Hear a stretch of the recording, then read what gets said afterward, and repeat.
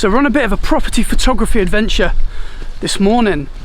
It's one of these houses that's such a rocky drive to get down. You have to just park at the top and walk down, which suits me because it means that my red car doesn't make it into the photo like it normally does because I'm parked outside. Also, you may have noticed that we've got some incredibly beautiful stabilized footage on the vlogs from the last couple of days. Well, that's because I've been using the Crane M2, the Zhiyun Crane M2, and I'm actually going to use that for my property video today. So I'm going to be sampling how that works for external video, which I'm very much looking forward to. I will be using the kit lens on the a6400, which is what I'm shooting now. I know loads of photographers and pro filmmakers and videographers that use the kit lens, the 16 to 55 or 50, 3.5 to 5.6 lens, because it's so small, so lightweight, and the quality is really great, especially when you notch it up to 4K, which is what I'll be doing. So yeah, let's find this house and let's see what we can do with it.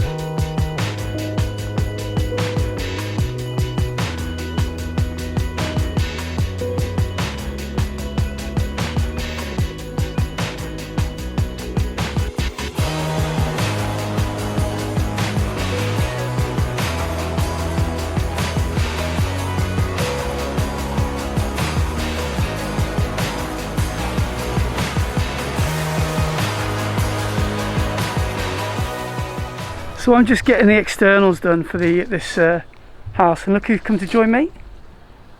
Rocco, what a legend. You're a good lad, aren't you? This is one of the best reasons to do this job. You get to meet some awesome animals. Also, the vendors put on a hot tub. I mean, come on.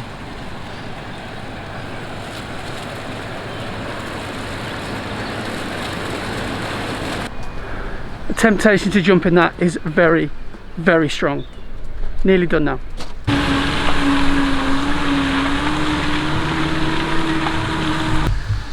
Should have asked the bin men for a lift. It's a mission getting back up to the car. Oh, getting my steps in today. So back at the car now.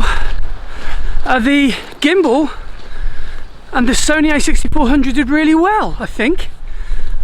I had a little play with it internally, but the reason I use the Osmo is because it's wider, and that wide angle just gives me a little bit more room for manoeuvre and can drink a little bit more space in. So let's get everything unpacked and let's get back to the computer and see what we managed to get.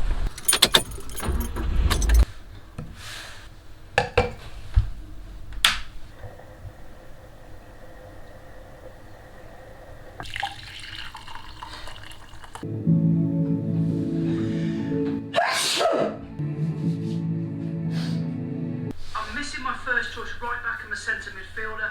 I'm stressed. Well, somehow it got dark. I'm not quite sure how that happened, really.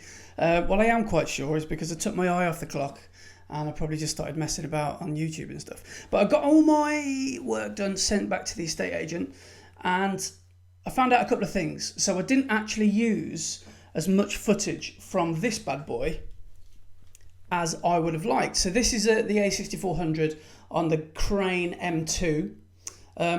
Awesome gimbal, wicked piece of equipment. I just found that I was shooting in 4K because I really need that quality, and this only shoots in 25 a second, so I needed to be way more steadier with this gimbal. I need to perfect my gimbal walk. Any videographers or vloggers out there who have got bumpy footage over the years, bumpy smooth footage, will know exactly what I mean. It's more about holding it and just sort of perfecting that walk. You've got to have like a motionless kind of walk, which is why this is just so unbeatable. It's a really, really amazing little pocket rocket. The Osmo Action is, well, this gimbal is called a Hohem, H-O-H-E-M, and it's only about 70 or 80 quid, something like that. But because of its low centre of gravity, or of the Osmo on top of the gimbal, it's pretty much weightless. So there's no, you don't even need to calibrate it. It's so easy to set up. And the Osmo itself, although the quality isn't anywhere near as good as the Sony, the quality of the Osmo is,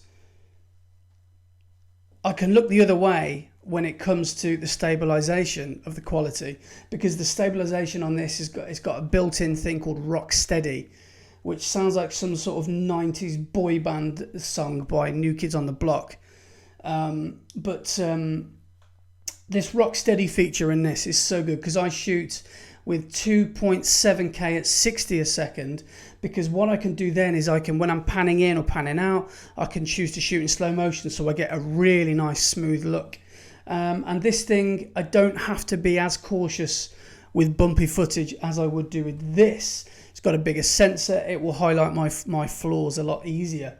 And although the quality is better, I do need to, like I said, I need to get better technique with shooting with a gimbal. So that being said, I've finished all my work. That's all been transferred back over to the estate agent now.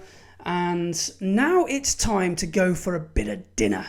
It's pancake day today, so tomorrow, or we'll be talking about tonight actually, what we're giving up for Lent, which means today we're going to just cram in as much guilty pleasure food as we can. And that's basically the long and short of what's going on tonight. We're just eating. And then tomorrow the hard work starts.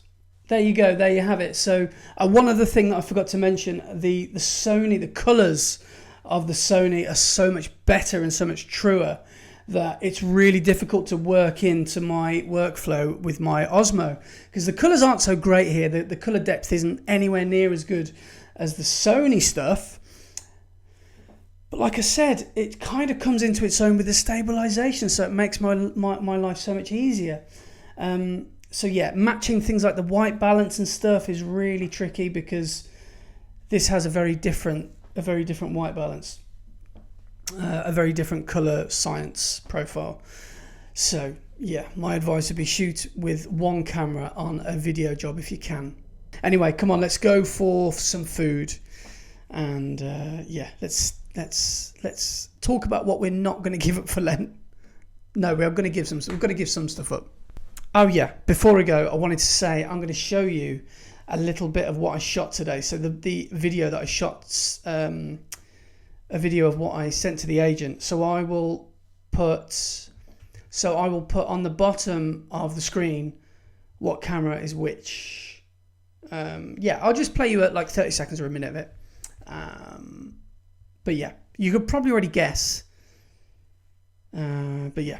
Anyway, what would you do in my situation? Would you carry on using the easy Osmo, or would you go with the harder route and get better quality, but it's more of a backbreaker because it's heavier, and you have to change the way you walk? What would you do? Anyway, food time.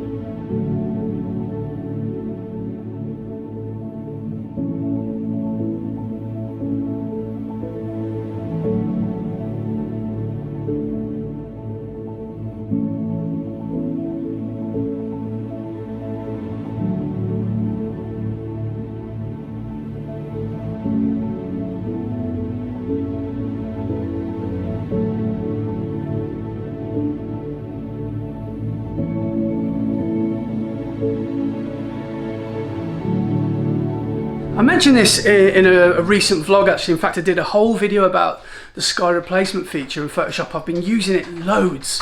As you could have seen from today's video, it was so typically British that I really am starting to rely on that Photoshop, Photoshop replacement feature. So if you're a property photographer, let me know, how are you getting on with it? Have you used it? Do you trust it?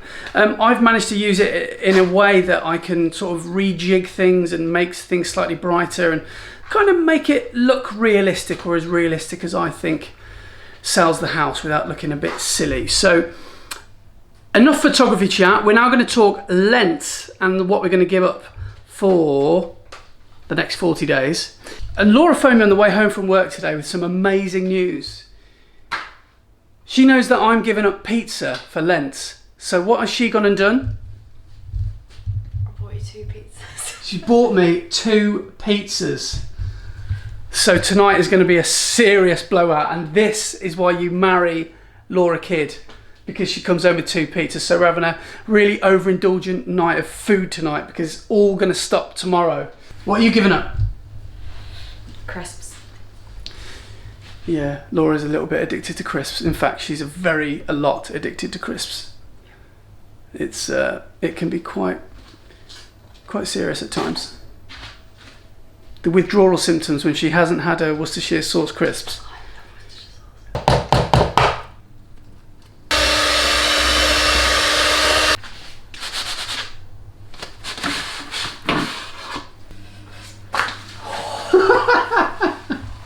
Thanks for watching, everybody. I hope you're having an awesome day wherever you are in the world. Take it easy. Happy Pancake Day. Let me know what you're giving up for Lent. I will see you on the next video, whatever that will be about. See you soon. Since I've seen that the sun could be bright again, I don't ever wanna be blind again for you.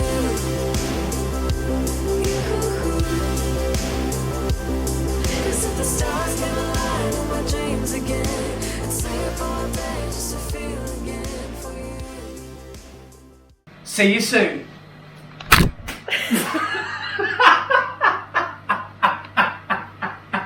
Quick, put it on, no one noticed.